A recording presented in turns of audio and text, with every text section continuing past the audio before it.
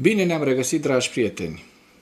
Tuturor celor care plâng după regimul dictatorial de la Teheran, regimul dictatorial al Ayatollahului Khamenei, le spun că plâng degeaba, pentru că Iranul Ayatollahului Khamenei și acest regim criminal, dictatorial, a făcut nu doar rele în Iran, omorând zeci de mii de protestatari, zeci de mii de cetățeni iranieni, dar a făcut mult rău și în Europa. Nu mă refer doar la atentatele teroriste, la lucrurile negative pe care le-au organizat, lucrurile în spatele cărora au fost tot timpul iranienii, chiar și acel măcel de acum 2 ani și ceva din Israel, dar mă refer și la faptul că au furnizat Rusiei aproape 6.000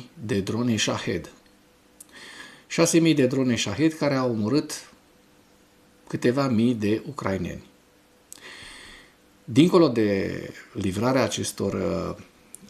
acestor drone Shahed, da, regimul Ayatollahului a livrat și know-how Rusiei, astfel încât Rusia a reușit să construiască fabrici de drone Shahed, ei le-au numit Geran, cu care în acest moment și în ultimii 3 ani și ceva au terorizat atât populația civilă cât și industria energetică ucraineană, care, bineînțeles, a suferit daune majore și a trebuit să fie înlocuit bună parte din transformatoarele electrice, bună parte din centralele termice au fost afectate de către aceste atacuri rusești cu drone Shahed, Geran. Astfel încât Iranul a avut o implicare în Europa, o implicare negativă, majoră, iar celor care strigă în gura mare acum că nu au procedat corect americanii, că au atacat, că, iată, s-a propagat un nou război în Orientul Mijlociu și nu aveam nevoie de așa ceva, că prețul petrolului, că o grămadă de lucruri negative se pot întâmpla cu siguranță în urma acestei lovituri americano-israelene, dar iranienii nu mai puteau fi lăsați de capul lor pentru că puteau construi bomba nucleară și în momentul ăla era un fel de game over pentru Israel și pentru țările democratice din Orientul Mijlociu. Da, să trecem la niște lucruri foarte, foarte importante pe care vreau să vi le prezint astăzi, pentru că mi se pare că lucrurile iau foarte mare amploare în Orientul Mijlociu și vom prezenta și niște știri din Ucraina la pachet cu aceste evenimente foarte importante din Orientul Mijlociu. Rachetele interceptoare Patriot ale Qatarului vor rezista 4 zile în ritmul actual de utilizare, a relatat jurnaliștii de la Bloomberg. Qatar a solicitat ajutor pentru contracararea dronelor iraniene, care s-au dovedit a fi o amenințare mai mare decât rachetele balistice, în timp ce Emiratele Arabe Unite au solicitat asistență pentru apărarea aeriană cu rază medie de acțiune. Deci, vedeți, foarte important acest lucru, faptul că în momentul de față, într-adevăr, americanii se concentrează prioritar pe protejarea Israelului și pe protejarea bazelor lor militare. Din păcate, iată, țări valoroase, țări importante precum Qatarul, au rămas puțin pe din afară. Sunt curios dacă în 4 zile americanii sau europenii vor reuși să furnizeze aceste rachete interceptoare. Europenii nu cred, pentru că europenii sunt datori foarte tare față de Ucraina și să apere pământul european. Așa că vom vedea ce va ieși din această situație. Da, am văzut foarte interesant, multe lucruri interesante s-au petrecut ieri. 2 baze militare din Borujed au fost atacate, garnizoana de geniu a armatei și garnizoana 24 Besata Corpului Gardienilor Revoluției Islamice, conform surselor iraniene, au fost distruse. Anterior, Universitatea Ofițerilor Militari din Teheran a fost atacată. Iranienii relatează că Teheranul este plin de forțe armate pe străzi. Vedem în această imagine, această hartă care ne prezintă aceste lovituri. Armata israeliană a anunțat că a lansat atacuri asupra sediului central și a depozitelor de arme din Hezbollah, Beirut. Facem un mic tur așa al evenimentelor din sursele Noel Reports. O clădire de verificare a rachetelor de la baza de rachete Shihraz West a fost distrusă. Imaginile din satelit arată alte daune vizibile la fața locului conform Planet Imagery. Confirmă Planet Imagery. Da? Se vede în această imagine această simulare cu acest atac reușit de către americani. O baterie Patriot din Qatar, vă spuneam despre ele, a tras aproape 2 duzini de interceptoare, deci peste 20 de rachete, asupra rachetelor balistice iraniene care se apropiau. Sirenele s-au declanșat și în Kuwait, iar exploziile sunt raportate în Riyadh. Hai să vedem despre ce e vorba, pentru că mi se pare foarte, foarte interesant. Iată, tirul antiaerianei din Qatar, cu rachete de interceptare Patriot. Vedem că lovesc rachete iraniene. Da? Și în ritmul ăsta, dacă vor continua atacurile împotriva Qatarului, din păcate Qatarul nu se poate apăra fără o asistență militară suplimentară din partea Statelor Unite ale Americii. Explozii au fost raportate și în Karaj, Urmia, Zanjan, Desful și în alte câteva orașe iraniene. Pe măsură ce SUA și Israelul intensifică atacurile, exploziile continuând în tot Iranul, și vedem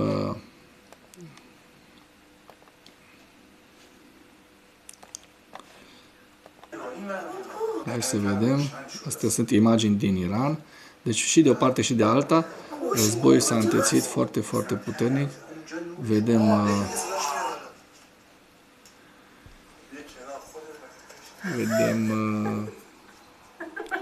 că iranienii râd. Probabil se bucură că s-a văzut aici o nouă explozie masivă.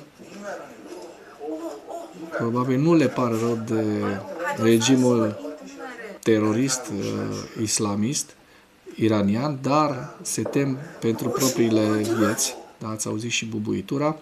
Departamentul de stat al SUA îndeamnă americanii să părăsească imediat pe căi comerciale Bahrain, Egipt, Iran, Irak, Israel, Cisjordania, Gaza, Iordania, Kuwait, Liban, Oman, Qatar, Arabia Saudită, Siria, Emiratele Arabe Unite și Yemen din cauza riscurilor de siguranță. Am văzut ieri și pe deputat, mi se pare Cosma sau cum îl cheamă, apărând așa nevinovat într-o înregistrare, într-un interviu cu cei de la parcă Antena 3 CNN, da? În care el este în momentul de față în Qatar, da? El este în Qatar, liniștit, în Doha, a mers în vacanță cu familia, 4 persoane, și este blocat acolo și strigă de mama focului de ce Oana Tsoiu nu i-a scos pe ei afară din acea zonă de război. Și au râs chiar jurnaliștii, l-au chestionat, l-au luat la mișto pe acest Cosma, întrebându-l de ce a mers acolo. Nu știa că de 2 luni se pregătește o invazie, se pregătește un atac militar americano-israelian împotriva Iranului și că toată zona va fi o zonă nesigură. Și ăsta tot o ținea langa cu Oana Tsoiu în sus, Oana Tsoiu în jos, de parcă Oana Tsoiu e responsabilă de toți proștii care merg în tot felul de excursii din astea exotice, în ghilimele exotice, pentru că acolo sunt niște zone de război și oricând poți să fii blocat într-o astfel de zonă de război, pentru că, normal, avioanele nu vor mai circula în momentul în care există tiruri cu rachete de o parte și de cealaltă, da? Nu există siguranța zborurilor. Așa că tuturor celor care sunt acolo prinși și plâng acum de mama focului că Ministerul de Externe și România nu face nimic pentru ei, le transmit faptul că sunt niște oameni neinformați și inconștienți, ca să nu spun mai rău de atât, să-și ducă și familiile acolo, da? Hezbollah a declarat oficial război Israelului, în timp ce Iranul și Hezbollah lansează un atac cu rachete la scară largă, da? Asupra Israelului, apărarea antiaeriană israeliană interceptând atacurile care se apropie. SUA și Israel au lansat atacuri suplimentare asupra vestului Iranului, în timp ce Iranul a atacat separat. Ieri am avut niște imagini foarte, foarte sugestive pe care vi le-am prezentat, cu faptul că deja, iată, americanii au primele avioane, 3 avioane F-15 Fighting Eagle americane au fost doborâte din greșeală de către antiaeriana cuveitiană. Din păcate, asta se întâmplă într-un război. Bine că cei 6 piloți care pilotau aceste avioane, sau 3, mă rog, nu știu exact, 6 sau 3, cred că F-15 sunt cu câte 2 piloți, dar din câte știu, toți cei 6 piloți au scăpat, sunt în siguranță. Avioanele sunt destul de scumpuțe, dar asta este. Vreau să vă mai prezint nu știu dacă ați văzut acest videoclip în care Iranul amenință, da? Iranul amenință cu acest arsenal imens de drone și rachete, drone Shahed. Potrivit unor surse, sunt peste 40.000 de drone Shahed în acest moment, drone Shahed cu care Iranul, bineînțeles, a început să terorizeze vecinii, cele 7 țări care au fost deja atacate de către Iran în mod barbar și terorist, pentru că a văzut că au fost atacate clădiri rezidențiale, hoteluri, au fost atacate niște petroliere, niște rafinării de petrol, a fost închisă o rafinărie foarte, foarte mare de petrol din Arabia Saudită. Din păcate, acest război, pentru că, așa cum am văzut, un general iranian a amenințat cu închiderea strâmtorii Hormuz. Dacă se va închide și va rămâne închisă, prețurile la combustibil vor crește exponențial. Ei au amenințat că vor scufunda toate navele care vor încerca să treacă prin această zonă. Astfel încât, da, este un pericol foarte, foarte mare în momentul de față. Vedem și aceste imagini cu aceste drone Shahed.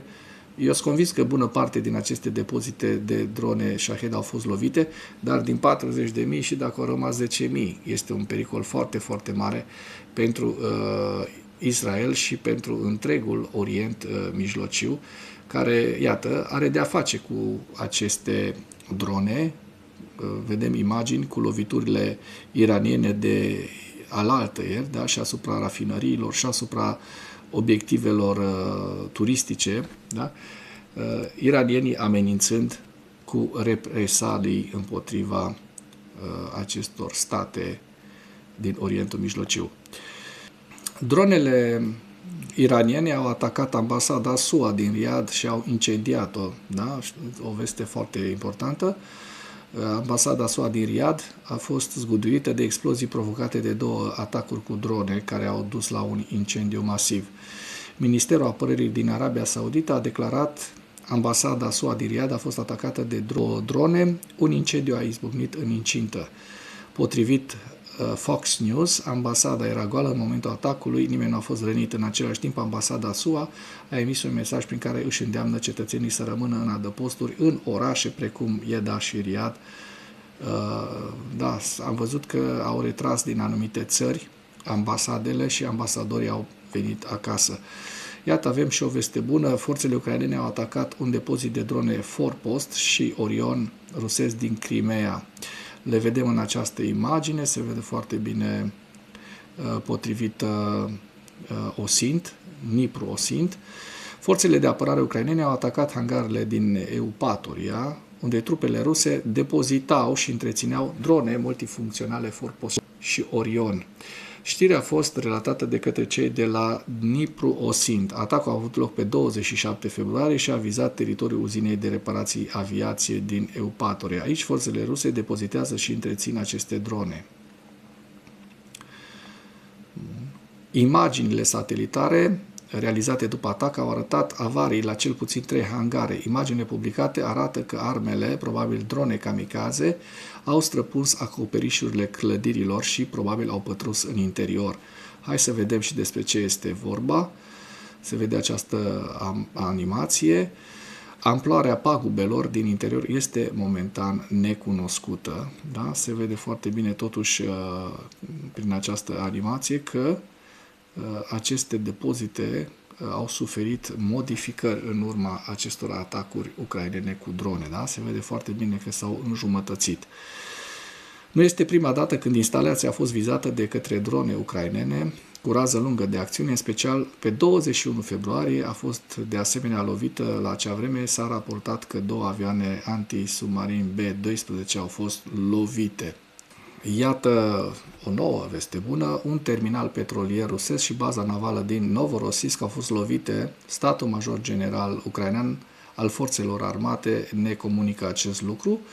În noaptea de 2 martie, unități ale forțelor de apărare au atacat terminalul petrolier Sheshhariz și baza navală din Novorossiysk din teritoriul Krasnodar al Federației Ruse. Conform informațiilor preliminare, au fost confirmate avariile provocate petrolierelor și stației radar a terminalului de către complexul S-400. Un incendiu de amploare a fost înregistrat în zona, amploarea pagubelor și rezultatele sunt în curs de clarificare. În plus, a fost confirmată distrugerea a 4 tancuri petroliere RVS 5000, avarierea a 3 tancuri RVS 2000 și a conductelor unui tank petrolier subteran ca urmare a atacului din 28 februarie. Vedem noi vești bune, pierderile totale ale Rusiei pe parcursul a 3 luni de război în iarna aceasta se ridică la aproape 93.000 de militari ruși. Acest lucru a fost prezentat de către comandantul șef al armatei ucrainene, Oleksandr Syrskyi, care a raportat că în această iarnă 92.850 de persoane, militari ruși, au fost uciși și răniți, ceea ce înseamnă o medie de 1031 de militari pe zi. De asemenea, rușii au pierdut 322 de tancuri, 430 de vehicule blindate de luptă, 2967 de sisteme antiaeriene, 110 lansatoare de rachete, 55 de sisteme de apărare aeriană, 5 aeronave, un elicopter, 65.000 de drone. Da? De asemenea, mai există o veste foarte interesantă. Armata ucraineană a eliberat deja 9 așezări în direcția Oleksandriivka.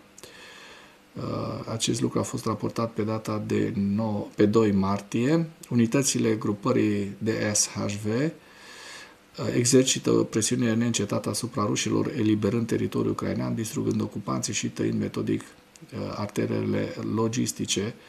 Vedem aceste imagini care sunt foarte sugestive, da, cu atacurile ucrainenilor și nu o să vi le prezint pe toate pentru că este un material de mai bine de 2 minute, care durează 2 minute jumate, dar vedeți foarte bine, asta mi se pare foarte interesant, cu băta de baseball, ia uite, pam! Să fii ruș și să dai cu băta de baseball într-o dronă care vine către tine. O dronă kamikaze mi se pare ceva foarte, foarte inteligent de făcut, nu? Da, vedem cum ucrainenii prezintă aceste imagini cu rezultatele acestor conflicte cu eliberarea acestor 9 așezări ucrainene din mâna rușilor, ocupanților ruși. Dar nu despre acest lucru este vorba doar în materialul nostru. O să trecem și la ziua 1469 a războiului din Ucraina.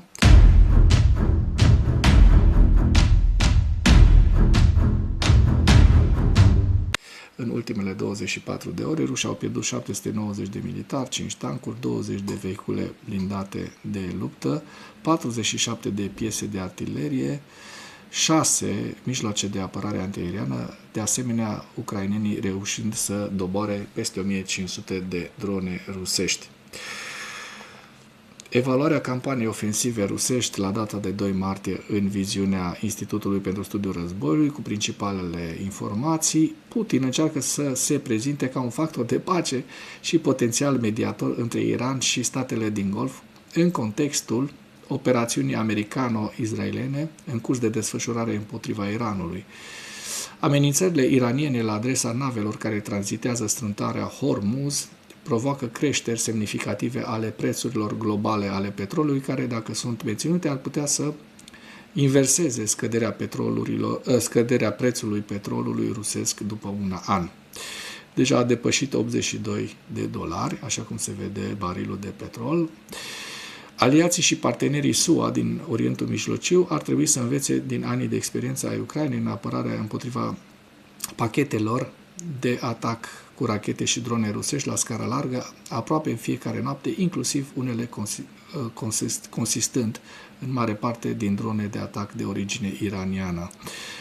Zelenski a avertizat că Rusia își va schimba ținta atacurilor cu rachete cu rază lungă de acțiune și drone pentru a include logistica și infrastructura de apă a Ucrainei, începând cu primăvara anului 2026. Forțele rusești au avansat în direcția Slaviansk și Pokrovsk. La final vă prezint hărțile Institutului pentru Studiul Războiului cu principalele direcții, cu axa nordică, regiunea Sumă, Kharkiv, râul Oschil, Donetsk, regiunea Donetsk, Slaviansk, Liman, Kostiantinivka, Drujivka, Pokrovsk, direcția Pokrovsk și axa sudică, estul regiunii Zaporozhye, acolo unde vedem s-a albăstrit foarte mult teritoriu eliberat de către ucraineni, Zaporozhye, orașul Zaporozhye și Herson. Și cu acest ultim detaliu închei materialul nostru de astăzi cu îndemnul. Dacă ați găsit informații utile în acest videoclip, nu ezitați să-l distribuiți pentru a ajunge la cât mai multă lume. Mulțumesc mult!